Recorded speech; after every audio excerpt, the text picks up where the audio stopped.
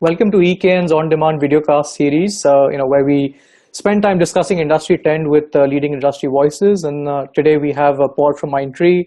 Paul is a seasoned consultant executive. He leads digital business for Mindtree. In addition to that, he's also a co-founder of a fast-growing e-commerce startup in India. So a rare mix of consultant and retailer together. So Paul, glad to have you, with us here today. Thanks, Gaurav. And the topic that that's the focus of discussion today is something that's close to both our hearts, and we've spent time discussing it. And we just came off finishing a fairly large bit of research on that as well. It's omnichannel personalization. However nebulous that that word might be and what it means to different people, we started focusing on it to kind of figure out the whole element of how do you take friction out of the customer experience, how do you make it easy for customers to actually experience your brand, experience your retail store. And personalization is a big part of making that happen. And we've tried to define personalization in terms of two critical aspects, and that's where the research comes in. The first is relevance, which is how are you relevant in the world of the new consumer, which is both from a content perspective, a product perspective, an offer perspective. So how do you just make sure that they care about you? And the second is trust, which is if they care about you, how are you still a trusted brand for them? A trusted retailer for them. So how do you actually make those two things happen? From everything that we've heard, and the data kind of shows that as well, is if you're able to do these two things well, which is be relevant, which is drive the relevance piece, and the trust piece, you're able to drive revenue close to about 6%, from a comp perspective. Now that is a number that's still in its infancy, because not a lot of retailers have actually gone omni-channel in terms of personalization. It's pretty much focused only on online or digital and other media that they can actually do and track and execute on, versus stores and other ones. But clearly, from a hype perspective, from everything that we've heard, personalization is top of mind. It's critical. So Paul, now you have a global vantage point. You've worn different hats. Is personalization more hype? Or are you actually seeing investments follow this hype and actually people investing in these capabilities?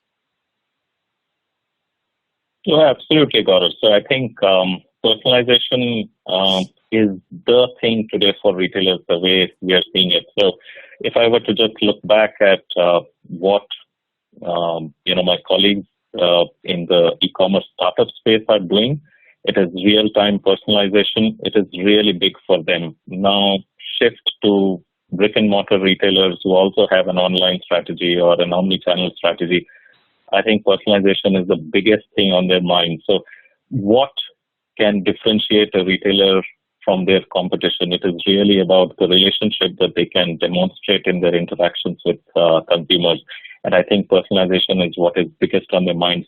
But I think one change we should note is that it's no longer about just online personalization of digital experiences, right? I think it is more and more an omni-channel and often a physical exchange as well, which is being personalized. And I think that is really where retailers are focusing on now. That's the biggest problem area.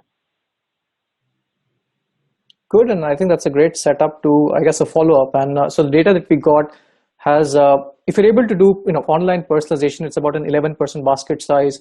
But when you look at stores, it seems that you get a 17% increase in basket size if you're able to do personalization, which is get to the one-to-one level and make the offers relevant. So from everything that you've seen, and you mentioned brick and mortar right off the bat, is that number in line? Do you actually believe online personalization, or rather store personalization, will impact basket size by up to 17%? So my own experiences working with retailers or talking to them seems to reflect the same. So what we have consistently seen is this. So let me take an apparel retailer who's trying to sell, let us say, 32 styles of denims in any given size. One thing is about showcasing or showrooming everything or web rooming everything online, right? The other is about actually showing up with the right style for the right size to the consumer when she is in the store. How do you make that happen? How do you enable the store associates to drive the right kind of exchange over there? Think about Starbucks, what got them where they are. It's about actually the relationship that the barista had with the consumer. So in my mind, indeed, in-store personalization is where the biggest value for personalization lies. Yes. And interesting that you say that. So, from the study that we just did, and you've seen the data, right? So it says that if a store associate gets involved in a purchase, and if he's able to actually personalize the experience and kind of provide the human touch at the moment of truth, the impact of that is 25x that of an email promotion and other online based promotions. So clearly, the human interaction has a significant magnitude of impact from both a sale as well as, of course, a brand experience perspective. But do you believe retailers actually see that? Because brick and mortar retailers perhaps feel shunned because everybody's talking about online and all that. But do you feel we're undervaluing what a store associate can impact from a sales perspective, a brand perspective?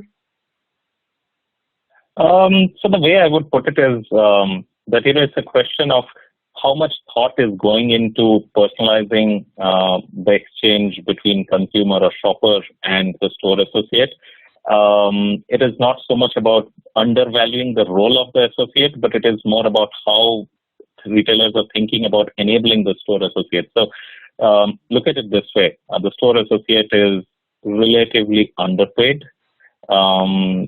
Literacy, you can imagine, right? So they're not, a high-flying consultant making a sale in the store. So, how do you enable them is a big challenge. So whatever we talk about in terms of a gadget or a tool on an iPad or on the phone or even on a screen has to be really intuitive so that you can drive, training across your store associate, maybe thousands of them across countries, across markets, across languages. That's therefore not an easy problem to solve. Therefore, how do you really go about solving that problem is probably something that has to be done. So I wouldn't say it is undervalued. I think the enormity of the task has maybe often halted, retailers' progress. Sure, and I wanted to be a bit provocative by putting you in like a spot where you make some some more controversial comment, but I like that you steered the course. And I think the usability training part is a big factor because people who are not used to are on that hourly wage job, kind of making this transition. You're asking for a Nordstrom experience, on a penny cent wage, right? So that's a difficult thing to execute on.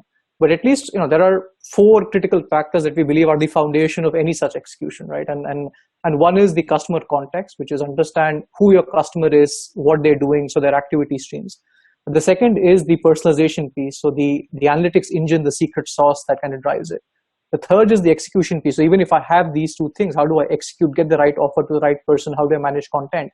And finally, something which comes to the aspect of trust. What is the code of honor that I live and die by, especially when I'm the holding this very dear customer information? How do you do right by the customer, making it happen? And so at least these are 4 key foundation elements to making that execution happen. The critical part of all of this across everything that we've heard is a single view of customer, because you can't personalize if you don't even know who your customer is. And sadly, the data looks fairly bleak, which is 30% of retailers don't have a 360 view of the customer, and only 15% have a single view of that. So the rest are just cobbling things together to get to that viewpoint. Do you actually see this changing? Because investment, people say it's important, but investment doesn't seem to be catching up, or at least that seems to be the case. What's your take? When will this change? So let us look at what has changed in the last, let us say, 2 or 3 years, right? So 360-degree view of the consumer has been hot, I think, for several years now. But, when retailers went about doing this, it was really with the old data warehousing pattern in mind, right? So there was so much data from everywhere, and you wanted to get everything together tied to a unique ID and therefore get that 360-degree view. But then, that is just too large a task to accomplish in any time, and therefore you'll see all these, dead projects around the world where nobody has gotten very far with the 360-degree view of the consumer. But translate that to today's world, I think it's a very different situation where retailers have a finite problem in mind. They're saying, I want to personalize my interaction with the consumer. Let me start by creating a consumer or shopper persona with whatever I can get, and I will start, expanding that persona one step at a time as I get to grips with new data sources. I think, therefore, the world will change going forward. It's been a different world in the past. I think so you spoke about this framework, right? So starting with the first step, how do you create the consumer persona?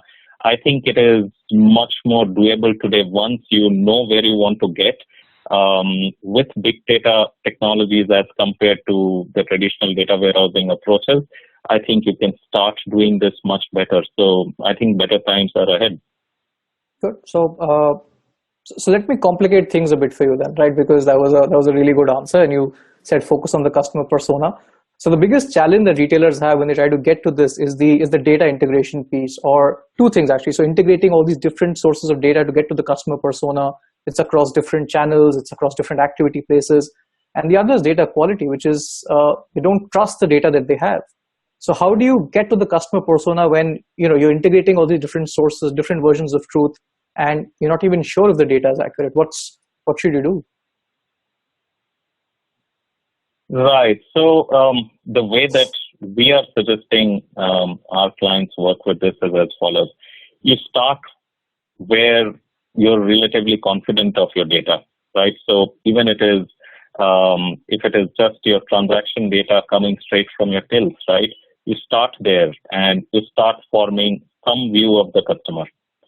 And then as you add new data sources, you keep dropping in new data sources, and then as you come to grips with the data quality problem, you start enhancing the customer persona. In my view, you will get far greater success with that approach. So now what this means is that from an execution point of view, you are not taking necessarily a structured data model where you know all elements, and therefore your starting point is different from where you were. That is one aspect. The second, as you can imagine, is you mentioned that, look, the data that you discover about a consumer or a customer is different as you progress down the journey with the consumer. So how you weight different experiences, changes over time. And that is, I think, a critical component of personalization. So you discovered that Gaurav is a beach lover, but, that is one data point. Maybe you discover over the next 1 year that is just something that he's interested in for 10 days or 5 days in a year, and you've got so much more data. How do you weight then, various different factors that you're discovering over time is a critical aspect. And I think these two put together and define success in this path. Great. And just as long as you don't discover Gaurav like staring at people on the beach, which is a worse insight to come out of. And I think that's where analytics plays a big role, which is you have the data, and I think it's great, right? You start with the persona, start with data element that you're sure of. You're 80-90% you're there, and you build that over a period of time. So similarly, right? So with analytics, which is a broad area, our research shows that in 90% plus retailers struggle to find the ROI. If you were to shine the light with analytics tools and techniques on a few areas, with personalization, where would that impact be? Pricing, promotions, coupons. Where would you focus on if you had this persona built up, this profile? Where would that be? See, in my view, analytics is all over. So just think about the online analogy. What you personalize on just a website is your search results, your content, your promotions. So it is everything that you see, right? In my view, therefore, the first place to start is what pinches the customer most. So it is about the pricing. And therefore, do you go after promotions and pricing first? Maybe. It's a fine line, right? I think a good tenet to have in mind is this, that when you're personalizing, look for an upside. So are you enhancing the experience for the consumer versus doing something that might be borderline? So I served you a lemon drink on your last flight. Should I tell you that, we served you lemon drink the last time, should I serve you lemon drink again? It may actually detract from your experience versus saying that, here are the 5 options that you have. You are a vegetarian, and this is what we have on offer. And especially for you, we have got this on the menu, right? So that's an upside. So I would say think of upsides when you're prioritizing various things in personalization rather than looking for either price or product recommendations. I would say have a different frame of reference. So on the upside, and I'll come with my final question, kind of wrap this up, which I think is important. So upside is critical, but the other thing which we're dealing with is trust as a currency that you use with customers, right? So if they don't trust you, the information, the data, the level of personalization that you can do can get creepy, difficult, and all of that. And at least data that we've jointly found is that 25% of retailers actually, only 25% of retailers rather take express permission of using the customer data for various different things, and only about 40% actually secure all PII data. So the question is, with trust being such a valuable currency, and if you look at it from losing the customer's trust once is just difficult to get back, you use lifetime value. What do you do to kind of build out your code of honor? Because personalization is value. There's a clear value to it. We've talked about focus. We've talked about upside. What should we do to make sure we're true to the customer in that sense? Yeah, so this is interesting. Actually, this has a big focus on consent in today's conversations, right, with clients and amongst ourselves as consultants. But reality is that you're dealing with so many different kinds of data, and you're buying data from third-party sources. And when you actually look at that data, it can genuinely be creepy, right? So if you just looked at how you have been profiled, it will blow your mind. So will a retailer come to Gaurav and say, I have all this mountains of data, I want your consent to use it? I think that's impractical in most circumstances. Therefore, I don't see that, retailers will change in percentage terms as to which data they use and explicitly using consent. I think, therefore, maybe consciously retailers should think about that, but at the same time, I think that is difficult. But then think about governance, right? So, can a retailer not have robust governance to say that I will ensure that all consumer data is encrypted, it is secure, I will have the right mechanisms in place, do what is best in class to keep it secure? Maybe that is something that is clearly doable. Can I ensure that if I am collecting data, I will secure the customer's consent? Yes, I can do that. Can therefore good governance drive that? Certainly. But let's look at more broadly what should be done. So I took that example of the lemon or the lime drink being served. I would say that personalization is all about being relevant. You mentioned that right at the start. But I would say think about relevant, respectful personalization, right? I think once that is part of the governance mechanism, I think all about what you're doing will focus on the right things. So that is how I would leave it there, right?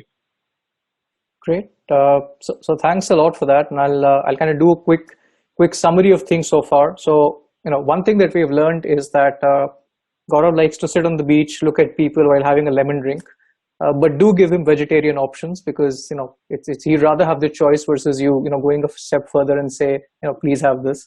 But that's on a lighter note. I think to do a quick recap, we started with what omnichannel personalization is about. Personalization is critical to driving the next generation experience, and I think Paul mentioned, which is it's spanning across the world of digital to the world of store, because that's where you actually have a critical impact, both in terms of sales as well as experience, where the customer associates comes into play, and you got to level the playing field for them, which is it's usually low wage, hourly workers. So how do you actually empower them to have those great moments with the customer? So you enable them the customer context, the analytics, the tools that actually help them make those conversions happen, make those moments of truth happen. At the same time, going a step further and driving personalization while looking at the upside that that Paul mentioned is sometimes tricky and difficult for two reasons. So A, you've got to get the customer persona data built in. You got to focus on building them piece by piece so that you have the right data quality in check. And then the other piece, which is what we ended with, which is about being respectful. Because personalization is about relevance and trust. If you don't have the respect, if you don't have the trust, you risk losing the customer, not just the sale today, but forever, the customer lifetime value. And that's, in summary, I guess, our video cast for today. Please stay tuned. Our research on this is coming out. Look forward to you downloading it. If you have any questions, feel free to reach out to Paul and I. Thank you.